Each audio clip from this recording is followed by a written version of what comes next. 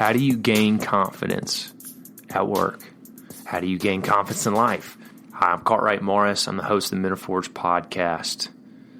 And this is the question that we discover in this podcast.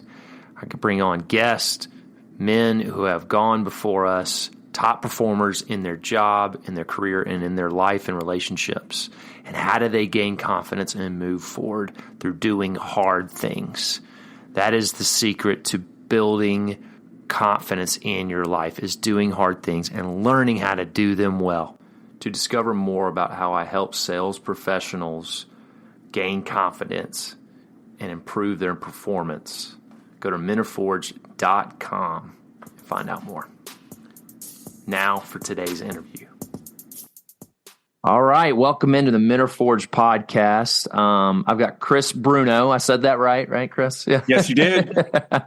Chris Bruno, I'm excited to have you in today. He's the author of the book, Sage, A Man's Guide into His Second Passage, which Chris was just telling me off camera, really, or off the recording, that he started thinking about this at 16 and 18 years old. Yeah. So, if those of you young men out there are thinking about that second half of your life and what kind of legacy you want to leave, like, now's the time. And so this is a lot of my stuff that I talk about Men of Forge. We have to be intentional and are allowing God, allowing life to forge us into who we are. So excited to jump in your story, Chris. But my first question is, I'm really fascinated just seeing from your bio that you spent 10 years of your life in the Middle East. A lot of my listeners, it's all about getting the degree, getting the big job, making the money, getting on the career path. But I mean, you got the degree and a master's from Northwestern, and you said, I'm going to the Middle East as a missionary. So I'd love to hear how that came about and what your experience was like. Yeah. Well, Corey, thanks so much for having me on the show. It's great to be here with you today. So that all really kind of started. I did graduate with a master's from Northwestern and had just gotten married. So my wife is a year younger than I am. So I was done with school. She was still in school. And so for that last year, I got a job in corporate America at the Campbell Soup Company. And so real corporate right there. real corporate. Right. And it was always my father's dream for me that I would have some kind of corporate job, some kind of, high power job or whatever. I wouldn't say that when I first graduated college, it was a high powered job, but I could have been in that direction. Mm-hmm. So when she finished school, she became a social worker in the inner city of Chicago. And so I was in corporate America and she was in the inner city. And so the two of us were like in very, very different spaces. Mm-hmm. And we lived and worked there for a couple of years. And we just knew that there was something more for both of us, but we weren't sure what it was. And one of the things that God did to bring into our lives was there was a man that was hired at her work who was a convert, Southern Baptist convert to Islam. Yeah, and it was her job, just as part of, the job, to teach him the ropes, kind of take him around and kind of help him onboard him into becoming a social worker in his city. And so as they were driving around, they talked about a whole bunch of things, and Islam started to be something that had never before shown up on our radar. But now all of a sudden it's literally in the passenger seat of her car. And so she would come home talking to, and we would kind of digest it and think through it and pray through it and learn about it. And we finally decided, hey, this is something that we're pretty passionate about, and kind of felt God tap us on the shoulder and say, hey, I'd like you to really move into a direction of working in Middle Eastern cultures and places. And so we quit our jobs and we left. We literally went from Chicago over to the Middle East and spent the next decade over there. There's a whole bunch of story that I could get into there, but that's how it came about. That's powerful, man. It's funny how just our stories that happens and that willingness to many are called, few are chosen. And just stepping past that fear, the unknown, going in. Because it sounded like y'all didn't know much about the Middle East or Islam, making that decision. We didn't. But here's the thing, Cartwright, is that when we think about fear, that I didn't know anything about corporate America either. Right. And Yes. so every next day we can either engage from a posture of fear or a posture of curiosity. How about that? Yeah. And so if I were to go back to that job and, kind of try to climb the corporate ladder, there were things that were possible and there were things that were, people were getting laid off. And so I never knew what was going to happen there. Same thing.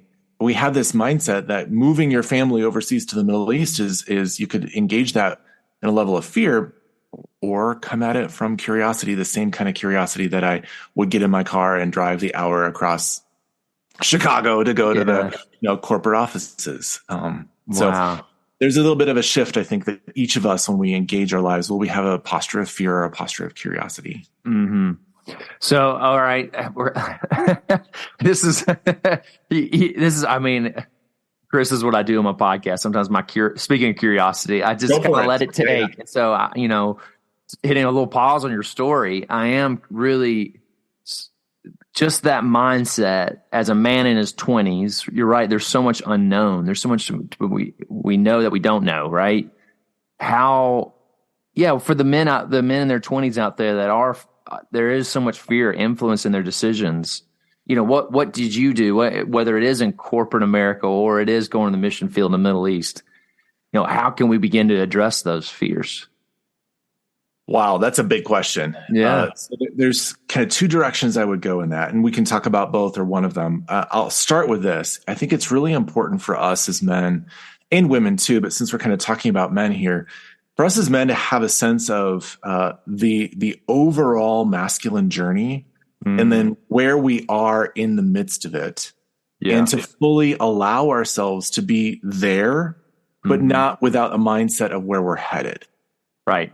Okay. So in the Sage book that you mentioned, I talk about kind of 6 seasons of a man's life and some really important things for us to identify and engage and participate in each of those seasons, but also know that there is another next season that we all are kind of designed to move into.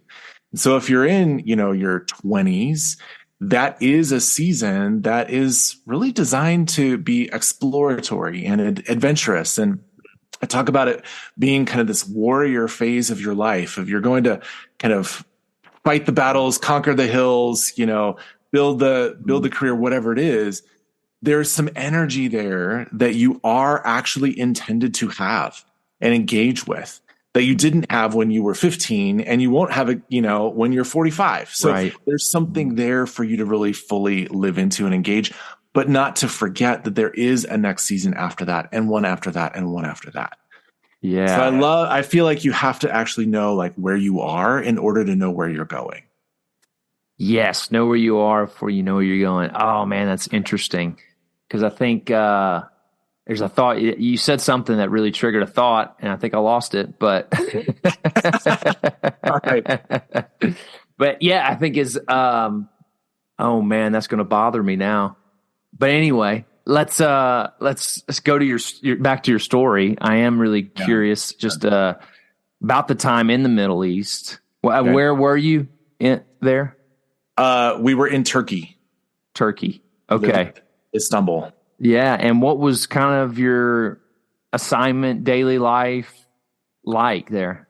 Because we were mostly undercover, I'm not going to say who we were with.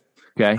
What organization we were with, but the focus of our job was to partner with the very, very small local church that was there and do some work specifically aimed at the younger generation. So probably that 16 to 22 age range was really what we were working towards.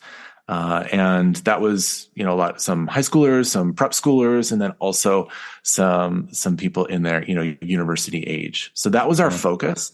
Wow. Daily life was spent in a lot of prayer, a lot of travel across the city. It is a mega city. It's like 17, 18, 19 million people that live in Istanbul. Wow. So it was a lot. And there were, millions of people that kind of fit that demographic that we were aiming towards.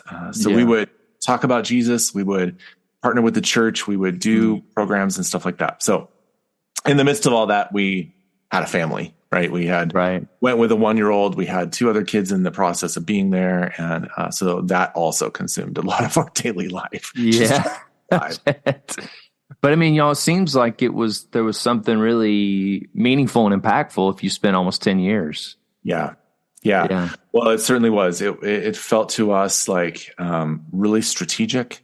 It felt to us that we had learned the language enough to be able to speak and preach and do those kinds of things in the language. And so therefore it felt like really, really important and strategic for us. If we're going to reach this country, we're going to reach the younger generation. And so that felt really important. Wow. And in Istanbul, they speak Arabic. What do they speak in Istanbul? Turkish. Yeah. Turkish. Okay. It's its own language.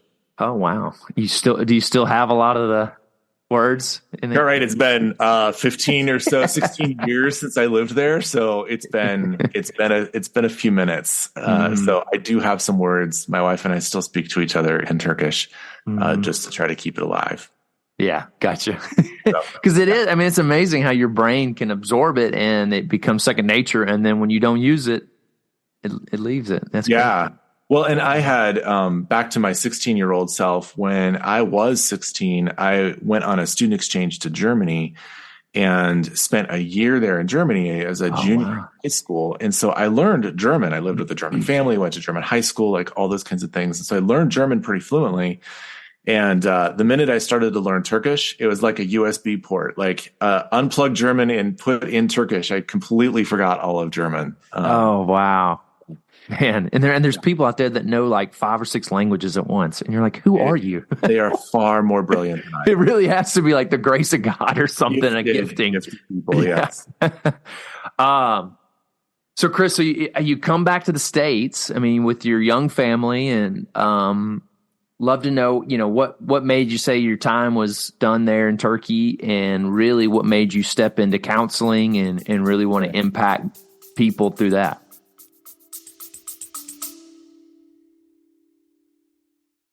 Today's episode is brought to you by Thrive Marriage Lab. If you want your marriage to thrive, this is a great opportunity to you, because strong marriages are the bedrock of strong churches, organization, families, and community. This is a 12-month pathway for any of you that are looking to really have weekly engagement with experienced marriage counselors, not just one, but many. So go to restory.life/thrive to get on the waiting list for this great program that starts in April. That's restory.life/thrive. And make sure you put the word Forge in the promo code to receive a discount on your monthly fee. Now, back to the episode.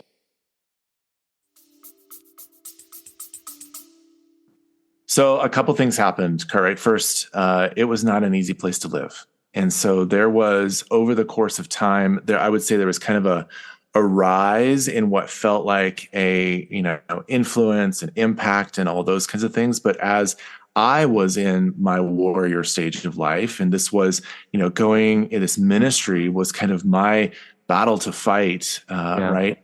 As I moved further and further into leadership positions and was there, the longer I was there, the thinner it felt I got, and just my soul got. And so the battle, I took some hits. There were some betrayals. There were some things that happened in my spiritual life. I struggled with depression. There was so many things. We had, some pretty significant persecution.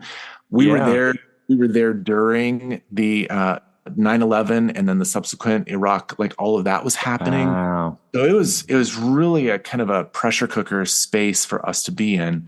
And so I felt myself really getting, like I said, not physically thinner. That would have been great, but emotionally and mentally and spiritually thinner. So it just came to a time when it felt like, okay, in order for us to actually be well, we're going to need to make a shift. And that time came as our youngest was born.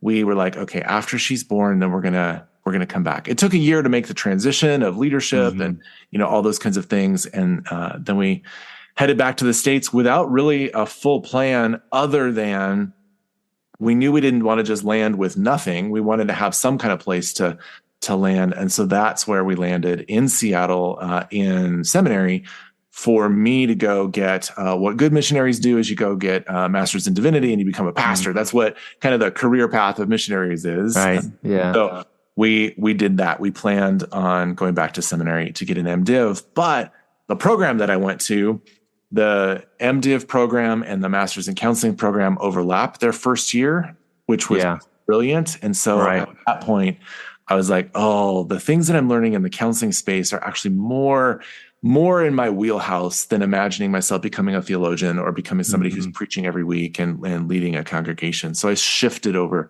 to the counseling psychology program at that point. And then the other brilliant thing was that they offered me a job at the school. So oh, nice. So I joined the staff of the school, finished my program, got to have a lot of other engagements around the school than just a typical student might have. Yeah. And so counseling, what makes you the psychoanalyzation, understanding your story. I mean, that's a lot of what you're doing now. Well, what was kind of the entry point of like, wow, this is life-changing, not only for me personally, but to give it back to others? Yeah. While I was overseas, I didn't start this way, but I became the leader of the specific department of our ministry. And we received several guys that were coming over, men and women both. I was in charge of kind of growing and working with the men.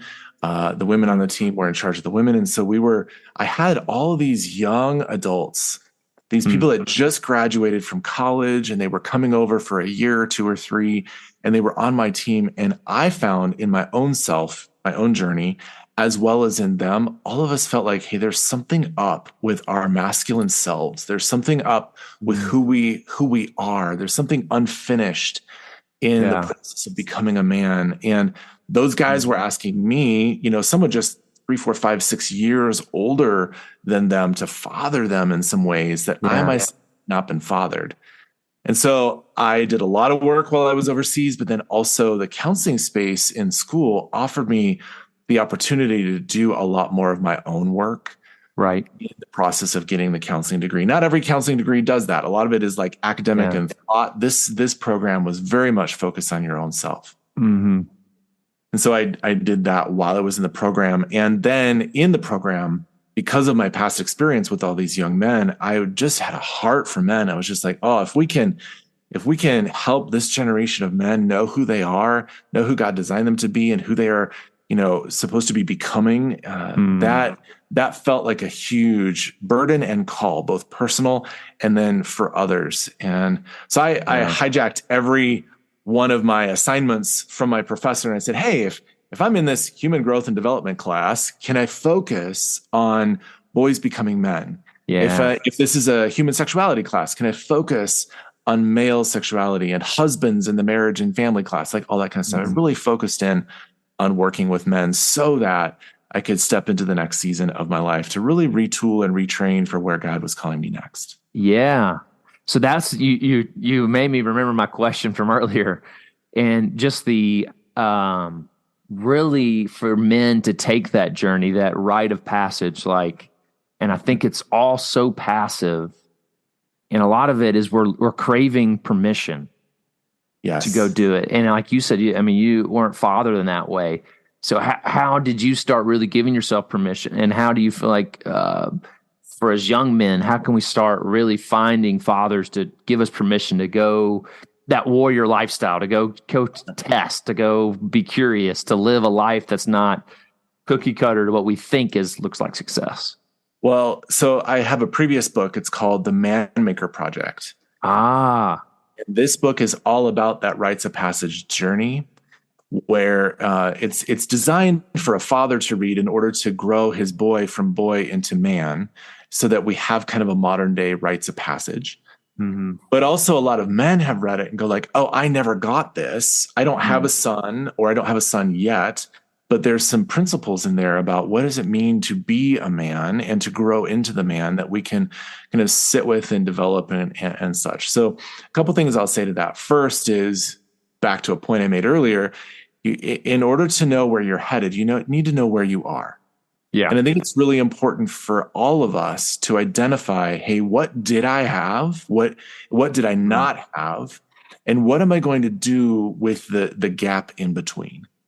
Because no one else is going to do that work for you. If you weren't fathered, likelihood right now is that you won't be fathered unless you take some initiative for yourself. You take the intentional, like there's something inside of me that needs tending. There's something inside of me that needs to be cared for. And I will go find those kinds of people. And the beautiful thing, Cartwright, is that we don't actually need only older men in our lives to father us. Yeah. Any man can father a man. Right. Yeah.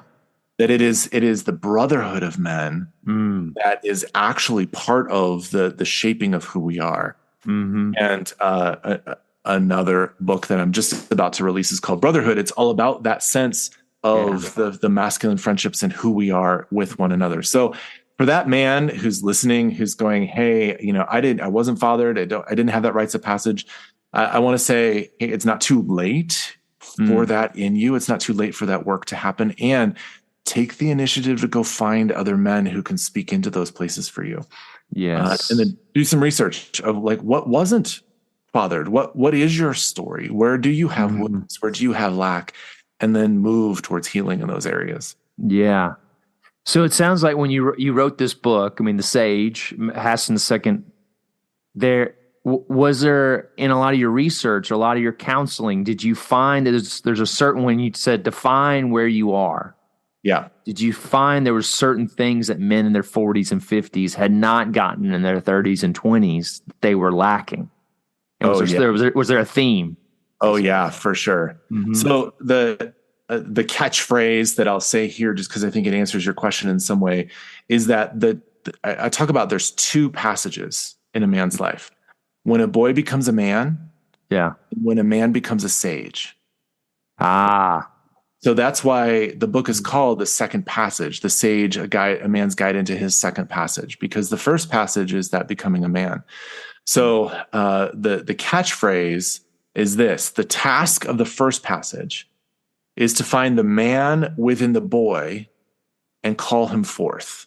The task of the second passage is to find the boy within the man and bring him home.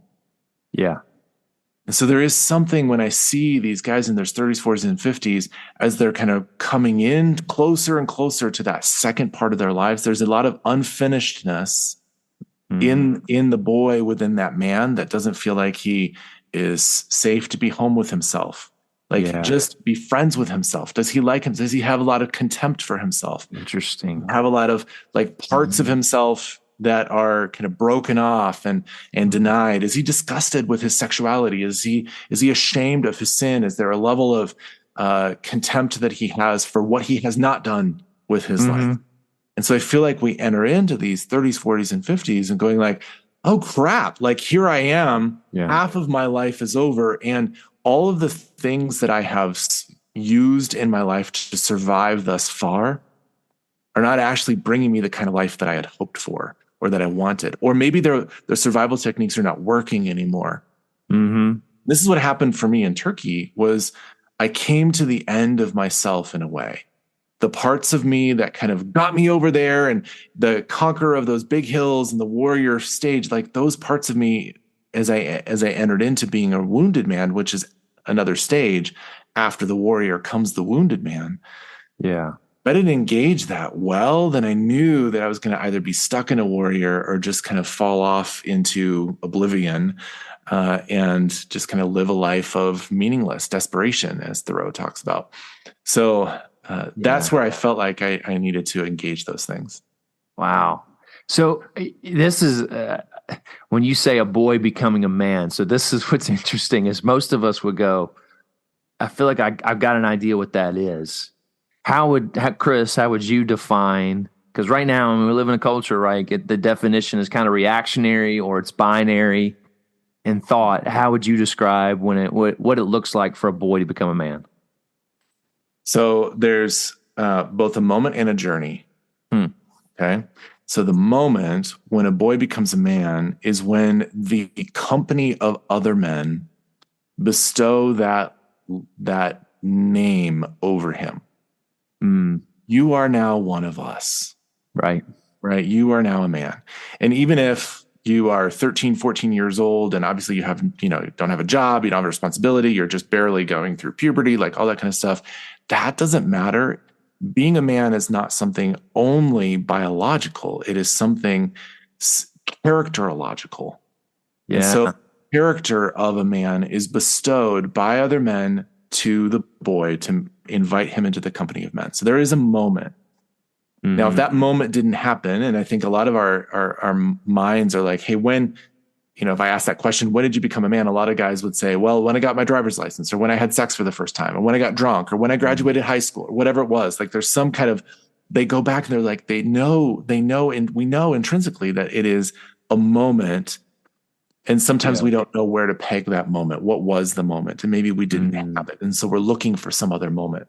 Right. But then becoming a man is sitting down, and I put it that way, just kind of sitting down like you would in a chair, or a big lazy boy chair kind of thing, sitting down into the character of what it means to be a man who holds, and this is what I talk about in the Man Maker Project, who holds certain character qualities of honesty and integrity and a sense of like having a goodness. I call it excellent action. I'm going to bring excellence to the world. There's like different character qualities of like, oh, that guy is a man. Mm-hmm. Those are the things that kind of break down in Man Maker projects so that we have a sense of what they are. When we sit down on those character qualities, that's really when we become, and I don't want to say become a man because I'm still becoming a man. Yeah. Right. I'm still becoming a man. And so are you. And all of us are. And it's just like the more that we grow into those places, it's like, when does a tree become a tree? Yeah. When does it go from sapling to a tree? Mm-hmm. There's a certain kind of stage, but then from there on, it is still a tree, however big it gets. And I think that's the same for us as men, is that we continue to grow into our treeness, if you will, our throughout life, characterologically. Now, physically, responsibility-wise, relationally, all those kinds of things, those may be added on over the course of time as you develop a lifelong relationship, or you kind of take your first hill and get a career and develop a domain and all those kinds of things. Those may be part of that journey, but really it is the internal world that determines whether a person is a man. Because I know a lot of people who are old and gray like me who are still boys. Yes. There's a lot of 50-year-old men that act like kids walking around. Yeah, 100%. Yeah. And I'm not talking about act like kids, like they'll, jump off a rock into a lake, like act like kids, but there's something characterologically immature inside of them that hasn't matured. And I think it's those men who are intentional, who are not like, they don't have the wisdom of all the things that they should know, but they have at least the wisdom to know they need to be on a journey. It's the kinds of men that grow the man inside of them so that they can bring the fullness of that to the world. Yes. Man. I'm all about jumping off of cliffs into lakes. That's awesome. 100%. That's being childlike, not childish, right? Yes, that's a great difference. Absolutely. Yes. So, Chris, you got the Man Maker Project. You got your books they're talking a lot about this. How do we discover this masculine expression of God? How do we become more of a man? What in your journey as really creating a lot of this for other men, how have you seen this and really reflect in your own life as a dad? Yeah. I know you have kids. Do you have sons? I do. Yeah. So it started, like I said, with me in my own life and my own story, kind of recognizing what I had and what I didn't have. Mm-hmm. I never had a rites of passage as a boy. Yeah. There were a lot of things in my family of origin that actually prevented that from happening. Mm-hmm. And I have my dad is still around. I have a relationship with my dad, but it's not well. And so that has never been part of my life and journey. So really I decided, hey, what am I going to do for myself? And then how does that play out for other men? As I was kind of extricating myself from Turkey and then settling into this space of the work I'm now doing, it came from me. But then also the Man Maker Project came from, at that point, I had a 12-year-old son. And he was heading through the throes of puberty, and he was from the moment he was born and the first moment that I held him, I was like, oh crap, what am I going to do? I am now a father of a boy. I don't know how to be a man yet. How am I going to teach him how to be a man? And so really through the next 12 years, it was like this journey of learning so that I could arrive then at a point when he was 12, 13 years old to do some rites of passage stuff with him that just then became the book Man Maker Project. So that's where that came out of. Now he's 23 years old and off living on his own and doing all that. So some of it comes really from my own journey. I've always tried to live life out loud. And that's where Man Maker Project came from. That's where the brotherhood material came from, because I came back from being overseas and I had no one. I had no community. I had no friendships. I didn't even know how to actually be in honest and honoring relationships with other men. And so it was through the journey of some relationships. I was like, okay, this is what brotherhood seems to mean. And then now with Sage, as you're stepping into the next season of your life, the older season, there was, again, here I am. I'm 50 now and I am moving into this season of my life. So it's living life out loud. So all of it was really kind of just my own personal journey of recognizing like, I don't know what to do here. So I better figure this out. Right. And to figure something out that actually matters, that like affects another life beyond your own. It's just I think most people don't get to that point, that, point of desperation of really like, wow, my actions affect someone else, Well, I wrote the books for me. And so if other people, they find it helpful, that's great. So good. So I recommend you checking out all those books, man. Man Maker Project, A Father's Guide to Initiating His Son to Manhood. Wow. Brotherhood Primer, A Journey into Genuine Masculine Friendships.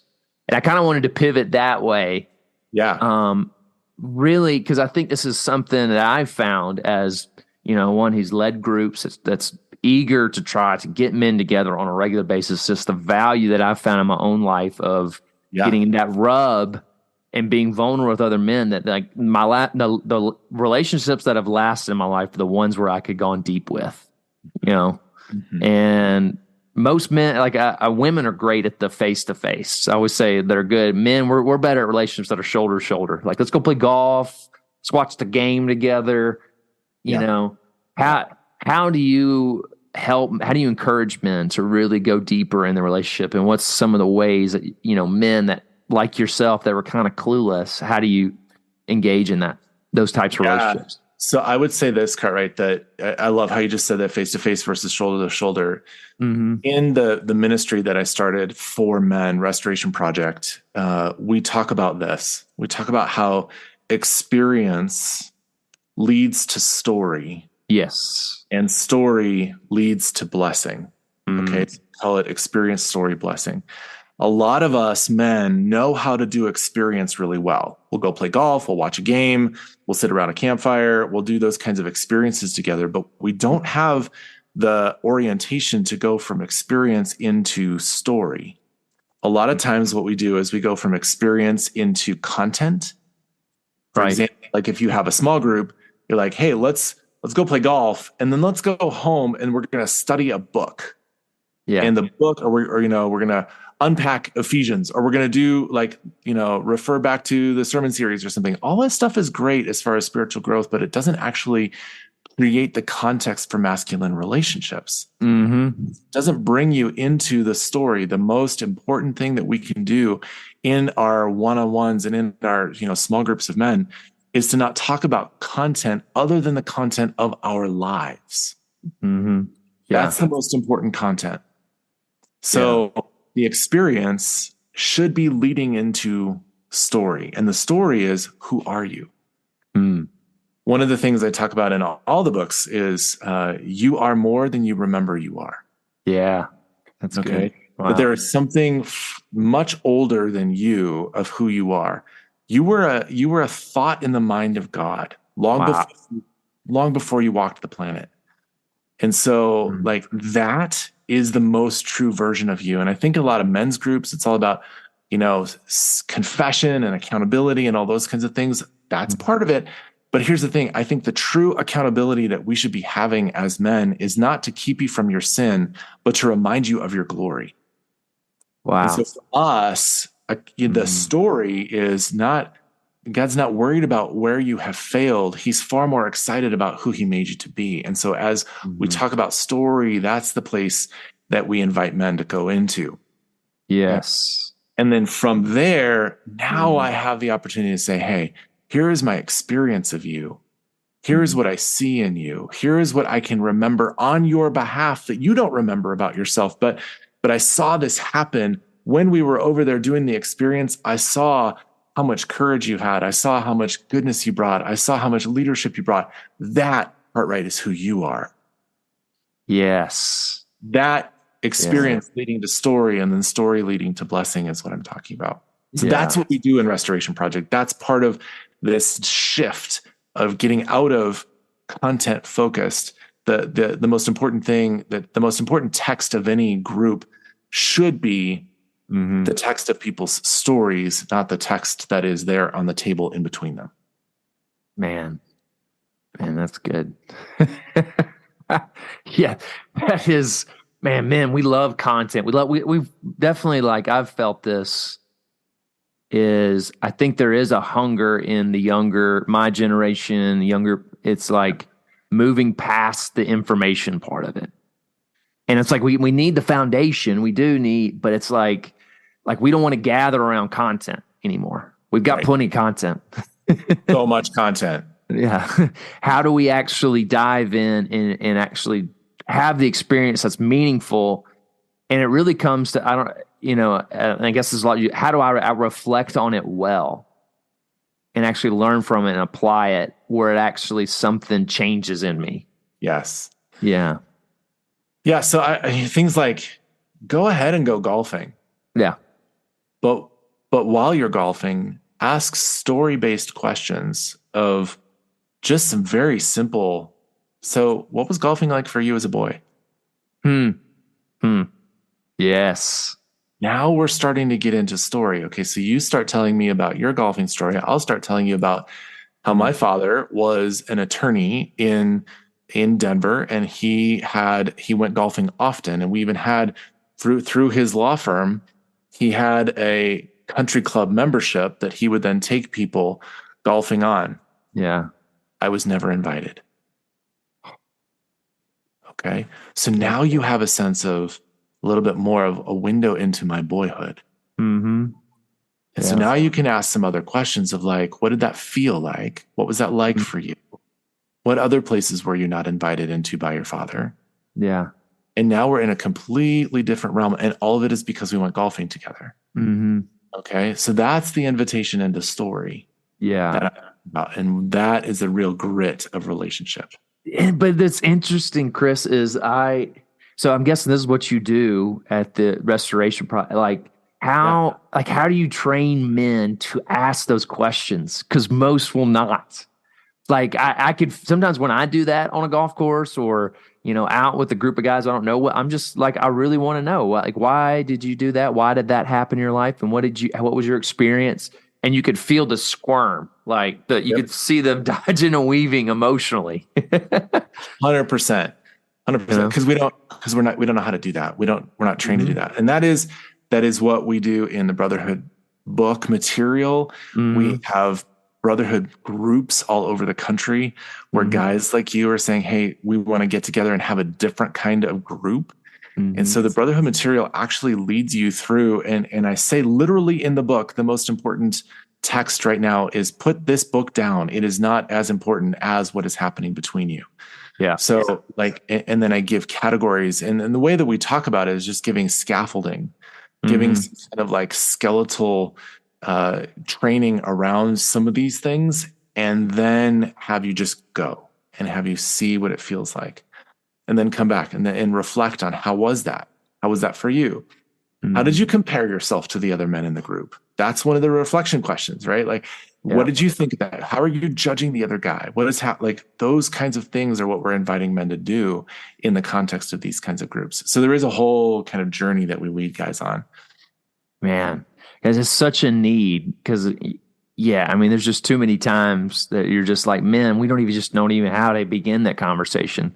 Like, one of my favorite comedians on YouTube, he did this whole joke where a wife comes home from a girls' night versus when a guy comes home from a girls' night, right?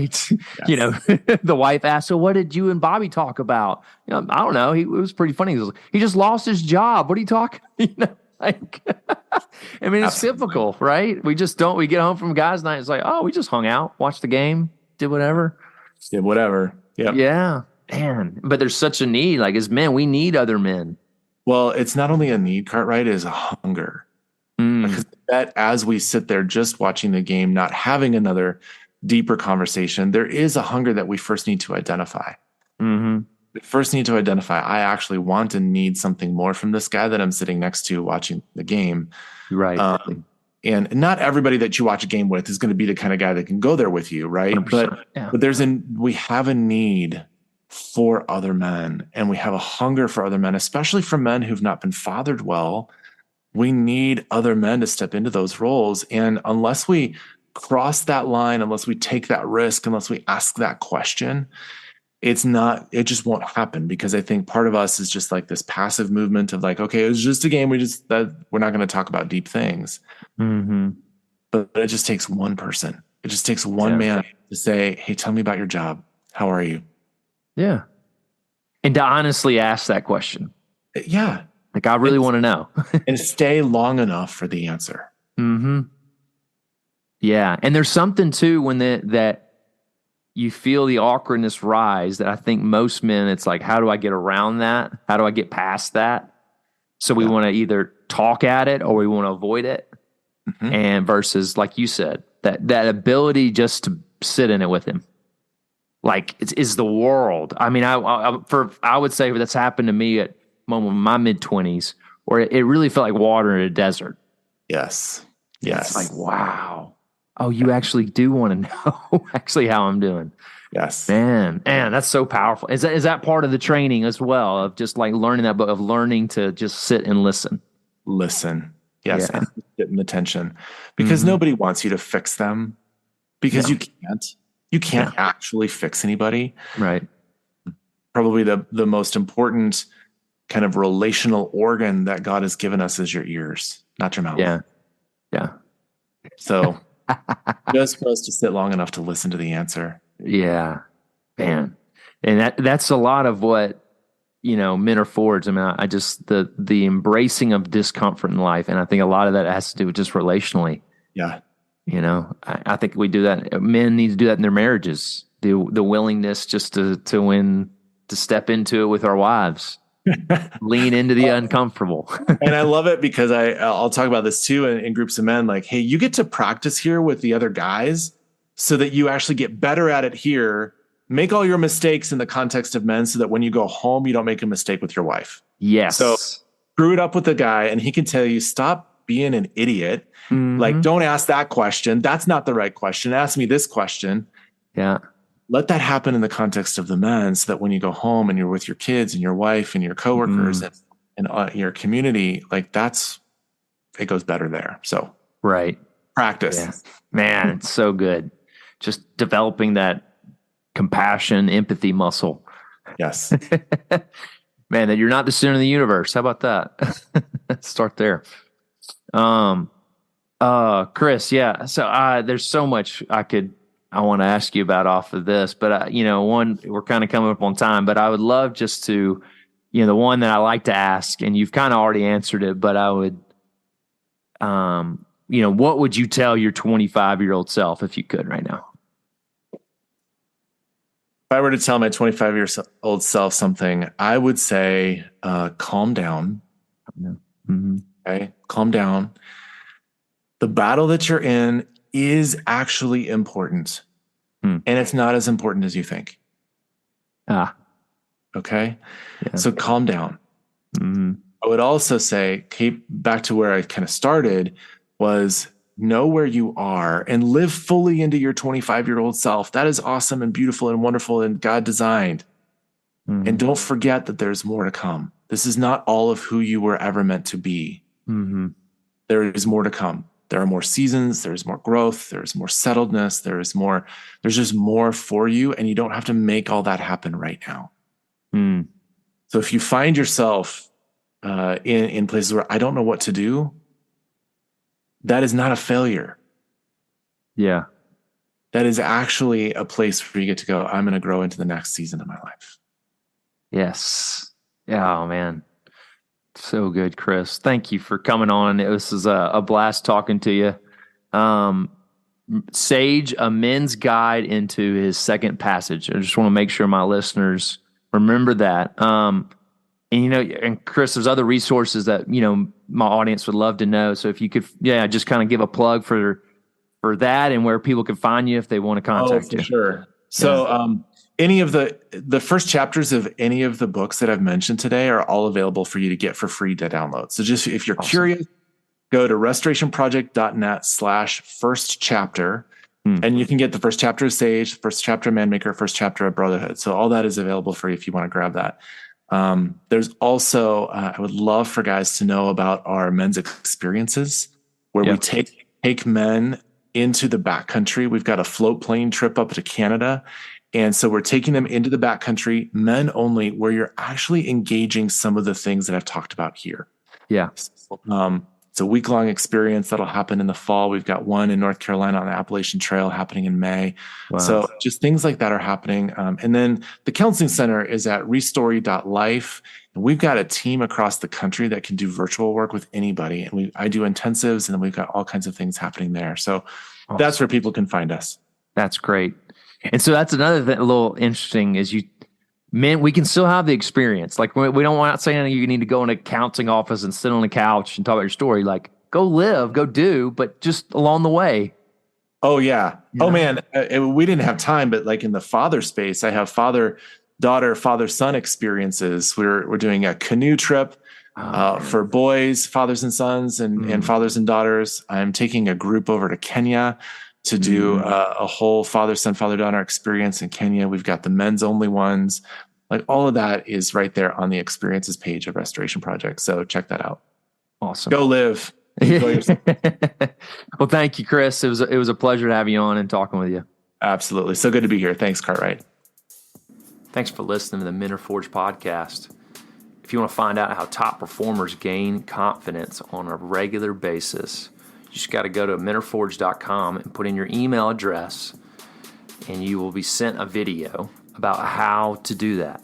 It is the process that I've been developing and working in with my clients, and it's part of my coaching program as well as my keynote. So go to menareforged.com to find out more information about how you can gain confidence and become a top performer in your field.